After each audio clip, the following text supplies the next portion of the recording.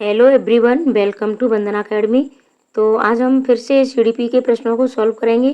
15 प्रश्नों को हमने सॉल्व कर लिया था और ये 15 से आगे के प्रश्नों को सॉल्व करेंगे। और ये आपकी सीडीपी की सीरीज आपको 2018 से पीवाईक्यू मिल रही है और ये 2024 की चल रही है। हम दोनों पेपरों की यानी फर्स्ट और सेकंड दोनों की ही सीडीपी को कंप्लीट की ओर है। ठीक है, ये आज आपका पेपर फर्स्ट कंप्लीट हो जाएगा और इसके बाद आपका पेपर सेकंड की भी सीडीपी रहेंगे और इसके बाद आपको टॉपिक वाई पीवाईक्यू मिलेंगे। ठीक है, यानी टॉपिक वाई आपकी प्रैक्टिस चलेगी, जैसे कि जीन पियाजे पर, कोहल वर्ग पर, ठीक है, जेंडर रूढ़िवादिता पर, यानी एक एक हम टॉपिक लेंगे और उसी एक टॉपिक पर हम पूरी पूरी वीडियो आपको दी जाएगी। तो अगर आप चैनल पर पहली बार जुड़ रहे हैं तो चैनल को सब्सक्राइब अवश्य कर लें और अब आपकी कंटिन्यू प्रैक्टिस चलती रहेगी। टॉपिक पर भी वीडियो आपको मिलते रहेंगे और पेपर 2 की भी तैयारी आपको चैनल पर कराई जा रही है। तो चलो शुरुआत करते हैं। पहला प्रश्न है आपका, वंचित वर्गों से संबंधित विद्यार्थियों के समावेशन के लिए विविध परंपराओं के प्रति जागरूकता और संवेदनशीलता को बढ़ावा देना चाहिए।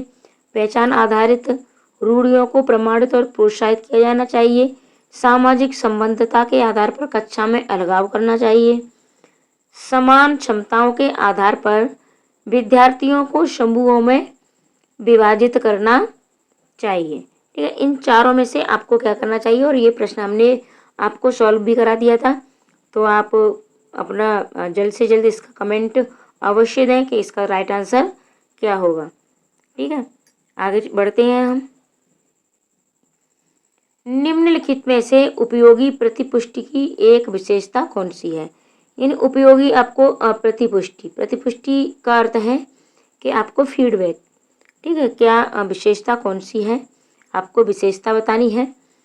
ये केवल कार्य के अंत में ही दी जाती है, ये व्यापक और सामान्य होती है, ये केवल परिणामों पर केंद्रित होती है, ये सामयिक और विशिष्ट होती है। ठीक है, जहाँ भी बात केवल किया जाए तो वो आपका नेगेटिव पॉइंट होता है। ठीक है, और ये यानी आपको फीडबैक बच्चे को सिर्फ कार्य के अंत में ही नहीं देना है, आप बीच में भी दे सकते हो, शुरुआत में भी दे सकते हो। ठीक है, कभी भी दे सकते हो। ये व्यापक और सामान्य होती है, ये सामान्य अब एक ही होगी और केवल परिणामों पर भी केंद्रित नहीं होती है कि मतलब आपका बच्चे का जब अच्छा ही परिणाम होगा तभी उसको आप फीडबैक दोगे। ठीक है, ये सामयिक और विशिष्ट होती है। ठीक है, यानी टाइमली, तो ये समय समय पर आप इसे दे सकते हो और ये विशिष्ट होती है। तो राइट आंसर आपका हो जाएगा नंबर 4। मैं आपको पूर्ण पेडागोजी के साथ प्रश्नों को सॉल्व करवाती हूँ तो इसीलिए वीडियो मेरी लंबी हो जाती है, लेकिन अगर आप पूर्ण धैर्य के साथ प्रश्नों को सॉल्व करेंगे तो आपकी भी पेडागोजी पर पकड़ अवश्य बनेगी। समीपस्थ सिद्धांत कहता है कि शैशवावस्था में, अब समीपस्थ विकास का सिद्धांत क्या है।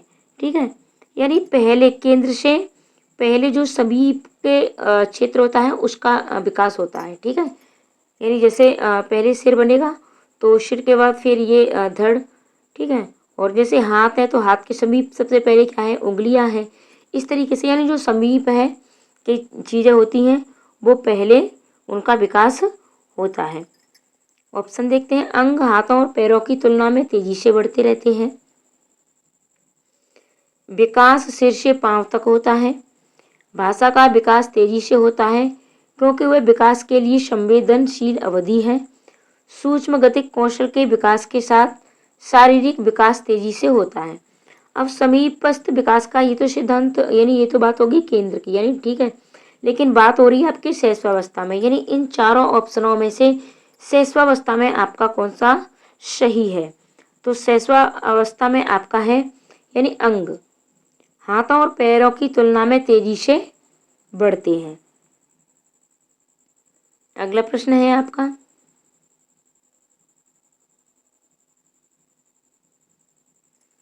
अभिकथन है आपका, विद्यालयी पाठ्यक्रम को विद्यार्थियों के सांस्कृतिक ज्ञान को उचित स्थान और मूल्य देना चाहिए। कारण है, विद्यार्थियों को उनकी सांस्कृतिक पहचान को बनाए रखने के लिए समर्थन प्रदान करना सीखने की प्रक्रिया को सुगम बनाता है। तो ये दोनों ही आपके सही हैं, क्योंकि विद्यार्थियों की जो सांस्कृतिक ज्ञान है उसको आपको विद्यालय में और कक्षा में उचित स्थान भी देना है और मूल्य भी देना है। विद्यार्थियों को उनकी संस्कृति की पहचान बनाए रखने के लिए आप उन्हें समर्थन कर सकते हो, और सीखने की प्रक्रिया को ये क्या है, सुगम बनाता है। तो आपका ये दोनों ही सही है। राइट आंसर क्या हो जाएगा? राइट आंसर आपका हो जाएगा नंबर ए और आर दोनों सही हैं, और ए आर की सही व्याख्या करता है। अगला प्रश्न देखते हैं। निम्नलिखित में से किसे रचनात्मक मूल्यांकन नहीं माना जाएगा? यानी रचनात्मक मूल्यांकन नहीं पूछा है, यानी नहीं माना जाएगा इन चारों ऑप्शनों में से। छात्रों के पूर्व ज्ञान को निर्धारित करने के लिए एक नई अवधारणा की शुरुआत में दिया गया आकलन, ये आपका बिल्कुल राइट है। यानी छात्रों का जो पूर्व ज्ञान होता है निर्धारण करने के लिए शुरुआत में ही उनको एक आप आकलन कर सकते हो। छात्रों और शिक्षकों को अग्रगामी प्रतिपुष्टि प्रदान करने के लिए कक्षा के दौरान दिया गया मूल्यांकन, ये भी आपका राइट है। एक मूल्यांकन कार्य जो मानदंड के एक पैमाने के अनुसार छात्रों की तुलना करने में सहायक होता है। अब बात देखो आपकी तुलना की आ गई, ये कुछ नेगेटिव पॉइंट है और इन पर वीडियो मैंने आपको दे दी है पहले, आप उसे प्लेलिस्ट में जाके अवश्य देखा करें, ठीक है। और मैं डिस्क्रिप्शन में भी इसकी लिंक डाल दूंगी, ठीक है। तो आप इन्हें अवश्य देखें कि आपको यानी बच्चों में कभी भी तुलना नहीं करनी है, और एक पैमाना यानी मानक पैमाने इसके अनुसार नहीं है, क्योंकि प्रत्येक बच्चे की सीखने की अवधि अलग अलग होती है, सीखने की क्षमता अलग अलग होती है, ठीक है। और प्रत्येक शिक्षण विधि से यानी एक ही शिक्षण विधि सभी बच्चों पर कार्य नहीं करती है, ये बहुत सारी चीज़ें होती हैं, ठीक है। तो आपको तुलना बच्चों में सहायक होता है, तो यही आपका राइट आंसर हो जाएगा, क्योंकि आपसे नहीं पूछा है। एक आकलन एक छात्र के सीखने में गलत धारणाओं की पहचान करने के लिए प्रयोग किया जाता है, सही है। क्योंकि एक आकलन एक छात्र के सीखने में गलत धारणाओं की पहचान करने के लिए प्रयोग किया जाता है। तो राइट आंसर आपका क्या होगा? राइट आंसर आपका हो जाएगा नंबर 3। अगला प्रश्न देखते हैं। निम्नलिखित में से पठन वैकल्य की एक विशिष्ट विशेषता कौन सी है? अब देखो मैं आपको हमेशा बताती हूँ कि आपकी जब भी अधिगम अक्षमताएं या अधिगम निर्योग्यताएं पूछी जाएं, और इन पर वीडियो भी आपको मिल चुकी है, आप उसे अवश्य देखें, क्योंकि इससे आपके CDP में भी प्रश्न बनते हैं, आपके मैथ में भी प्रश्न बनते हैं अधिगम अक्षमताओं से, और आपके भाषा में भी प्रश्न अवश्य बनते हैं। अब मान के चलिए अगर आपके एक एक प्रश्न भी बनता है तब आपके 3 बन जाते हैं, लेकिन आपके कभी भाषा में 2 प्रश्न पूछ लिए जाते हैं, कभी CDP में 2 और कभी इसमें, यानी आपके 5 से 6 प्रश्न आपके यहाँ से बनते हैं। तो आप अपने इस टॉपिक को अवश्य देखें, इस पर वीडियो आपको कई बार दी जा चुकी है, तो आप कोई भी वीडियो अवश्य देखें। वैसे CDP पेडागोजी की नाम से मैंने प्लेलिस्ट बना रखी है, आप उसे भी अवश्य देखें। अब बात करते हैं पठन वैकल्य।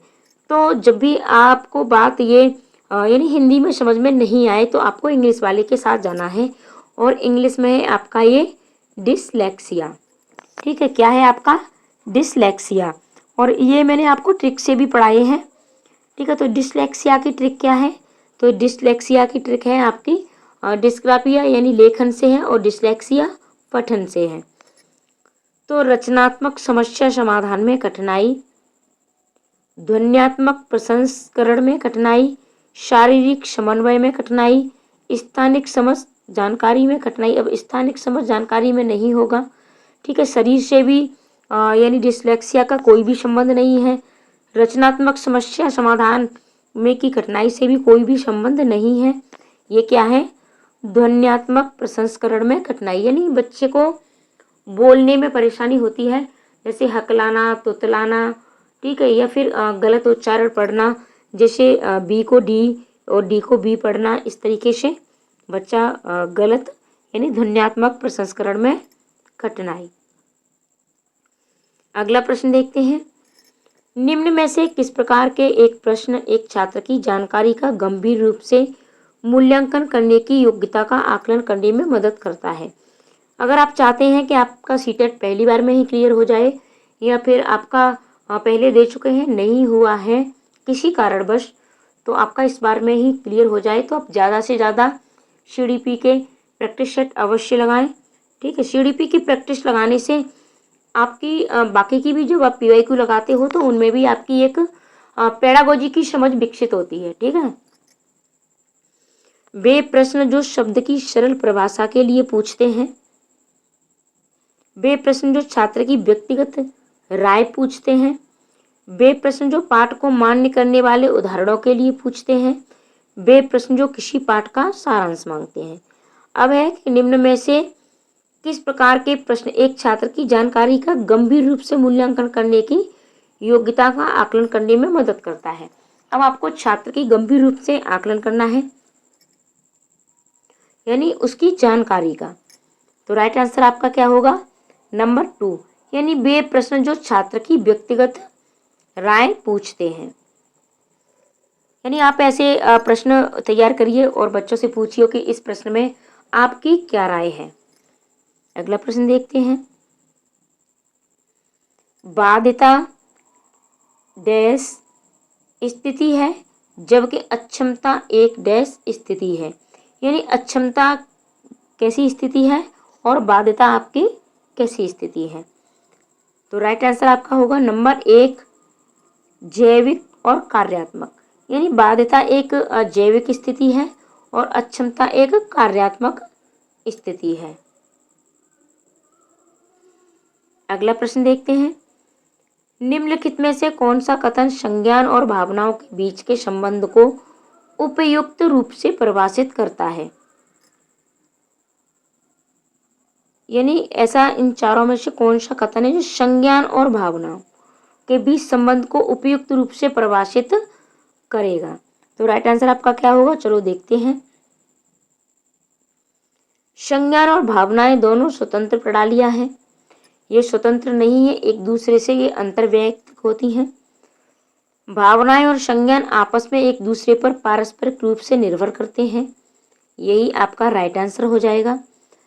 संज्ञान भावनाओं को प्रभावित करता है, लेकिन इसका विपरीत सत्य नहीं है। ये ऐसा बिल्कुल भी नहीं है, ये भी गलत हो गया। भावनाएं संज्ञान को प्रभावित करती हैं, लेकिन इसका विपरीत सत्य नहीं है, तो ये भी आपका गलत हो गया। तो राइट आंसर आपका हो गया है नंबर 2, यानी ये एक दूसरे से को पारस्परिक रूप से प्रभावित करती हैं। अगला प्रश्न देखते हैं। प्राथमिक कक्षाओं में भाषा का विकास किस प्रकार संसाधित होता है? यानी आपकी कक्षाएं कौन सी हैं? प्राथमिक कक्षाएं हैं। और भाषा का विकास किस प्रकार से होता है?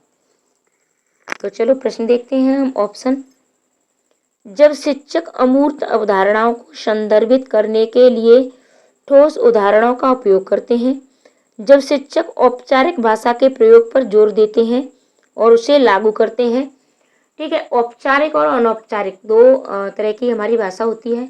दो ही तरह से हम शिक्षित होती है, हमारी शिक्षा भी होती है। तो आप औपचारिक भाषा पर अगर आपको जोर तो किसी भी चीज़ पर नहीं देना है बच्चे को, और कोई भी नियम भी लागू नहीं करना है। ठीक है, प्राइमरी लेवल पर। तो आपका ये दूसरा वाला तो नहीं होगा। जब शिक्षक बच्चों की मातृभाषा की अवहेलना और उपेक्षा करते हैं। मातृभाषा की अवहेलना और उपेक्षा आपको नहीं करनी है, आपको उनकी मातृभाषा को वरीयता देनी है। ठीक है, जब शिक्षक मूर्त वस्तुओं की बजाय संकेतों और प्रतीकों से शुरू करते हैं। अब छोटे बच्चे संकेतों और प्रतीकों से कितना समझेंगे? ठीक है, किससे समझेंगे? मूर्त वस्तुओं से ही समझते हैं, यानी उनको देख करके। ठीक है, बच्चे को हम ए फॉर एप्पल पढ़ाते हैं, तो हम एप्पल उसको बुक में छपा हुआ होता है। ठीक है, और हम बी फॉर बॉल, तो बॉल भी हम उसको छाप के दिखाते हैं। ठीक है, मूर्त चीज़ें दिखाते हैं। सी फॉर कैट, तो कैट भी आपकी उसमें बुक में आपकी बनी हुई होती है। और यानी बच्चे आपके पास छोटे होते हैं, प्रतीकों से और संकेतों से नहीं समझेंगे।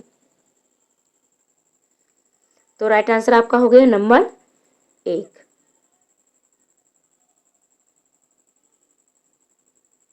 आशा करती हूँ कि मैं जो भी आपको समझाती हूँ वो आपको अवश्य समझ में आता होगा। आप कमेंट करके अवश्य बताएं कि आपको जो भी पेडागोजी में समझाती हूँ वो आपको समझ में आती है या नहीं आती है। निम्नलिखित में से कौन आंतरिक अभिप्रेरणा का सही वर्णन करता है? यानी आंतरिक अभिप्रेरणा होनी चाहिए, बाहरी नहीं। अभिप्रेरणा जो बाहरी पुरस्कारों से आती है। अब बच्चा सिर्फ पुरस्कार पाने के लिए ही अभिप्रेरित होता रहेगा तो ये आपकी आंतरिक अभिप्रेरणा नहीं मानी जाएगी। अभिप्रेरणा जो कार्य की व्यक्तिगत आनंद से आती है तो यही आपका राइट आंसर होगा, क्योंकि जब अंदर से जो आएगी व्यक्तिगत आनंद के से जो अभिप्रेरणा होती है वही आंतरिक अभिप्रेरणा होती है। अभिप्रेरणा जो दूसरों के साथ प्रतिस्पर्धा से आती है, ये भी आपकी गलत हो गया। अभिप्रेरणा जो दंड के भय से आती है, ये सभी आंतरिक अभिप्रेरणा नहीं है। अगला प्रश्न देखते हैं। निम्न में से कौन सा आलंबन के उदाहरण हैं? बोलकर सोचो, संकेत और इशारे, प्रश्न, आधा हल किया हुआ उदाहरण, रटकर दोहराव। तो अब इसमें आपका क्या होगा, यानी कौन सा आलंबन के उदाहरण आपसे पूछी है? इसके फोल्डिंग। ठीक है, जब भी चीज आपको हिंदी में समझ में नहीं आए आप इंग्लिश के साथ जा सकते हो। ठीक है, इसके फोल्डिंग ये किसने दिया है आप कमेंट करके अवश्य बताएं, क्योंकि ये सारी चीजें हमने आपको पढ़ा चुके हैं। तो बोलकर सोचो ये आपका सही है। आधा किया हुआ उदाहरण ये भी आपका सही है। संकेत और इशारे, प्रश्न भी हैं आपके। लेकिन रटकर दोहराव, ठीक है, कोई भी चीज आपको रटानी नहीं है, बच्चों को कभी भी नहीं रटानी है तो इसके फोल्डिंग। ठीक है, यानी बोलकर सोचो। और जब भी बच्चा कहीं अटकता है तो आप उसे इस तरीके से कह सकते हो कि बोलकर सोचो, या फिर आप आधा हल कर सकते हो, आधा बच्चा कर दें इस तरीके से। तो राइट आंसर आपका क्या हो गया? राइट आंसर आपका हो गया ए, बी, सी और डी, नंबर 3। अगला प्रश्न है, विकास के क्रम में बच्चे सूक्ष्म पेशी कौशल से पहले शकल पेशी कौशल विकसित करते हैं। ये दर्शाता है कि विकास अराजक, शीर्षगामी, रेखी, समीप, दूरा, विमुख, यानी किस तरीके से होता है तो ये आपको बताना है। तो राइट आंसर आपका हो जाएगा नंबर 4।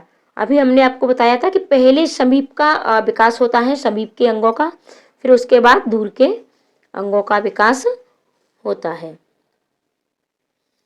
अगला प्रश्न है, जीन पियाजे के संज्ञानात्मक विकास के सिद्धांत के अनुसार निम्नलिखित में से कौन सी क्षमता मूर्त संक्रियात्मक सोच को पूर्व संक्रियात्मक सोच से अलग करती है? इंद्रियों का समन्वय, विकेंद्रण, परिकल्पित तार्किकता, वस्तु स्थायित्व। अब आपको प्रश्न के साथ जाना है कि जो मूर्त संक्रियात्मक सोचने की, ठीक है, यानी कौन सी क्षमता जो मूर्त संक्रियात्मक सोच को पूर्व संक्रियात्मक सोच से अलग करती है, ये चीज आपसे पूछी गई है। तो राइट आंसर आपका हो जाएगा विकेंद्रण। अगला प्रश्न है, रस्सी कूदते समय पैर में रस्सी फंसने के कारण आउट होने के बाद अरु कहती है कि उसे रस्सी ने जानबूझकर आउट किया है।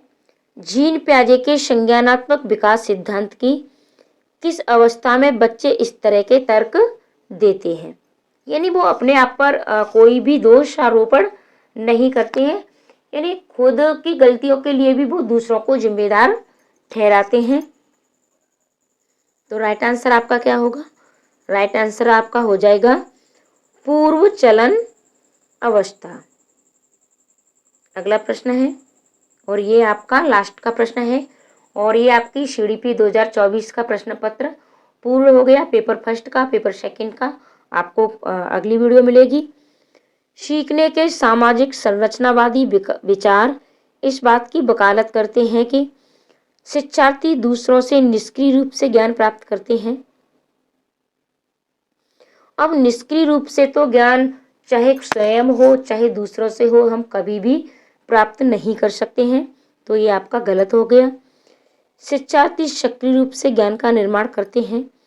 व्याख्यान देने और समझाने से प्रभावी शिक्षण सक्रिय होता है। अब व्याख्यान आपको छोटे बच्चों को नहीं देना है, और ये मतलब प्रभावी शिक्षण सक्रिय नहीं होता व्याख्या देने से। प्रत्याहार और दोहराव, दोहराव का अर्थ है रटना, किसी चीज को बार बार करवाना। ठीक है, आपको यांत्रिक चीज बच्चे से नहीं करानी है। चिंतन प्रक्रिया को प्रभावी शिक्षण होती है, तो ये भी आपका गलत हो गया, ये भी आपका गलत हो गया।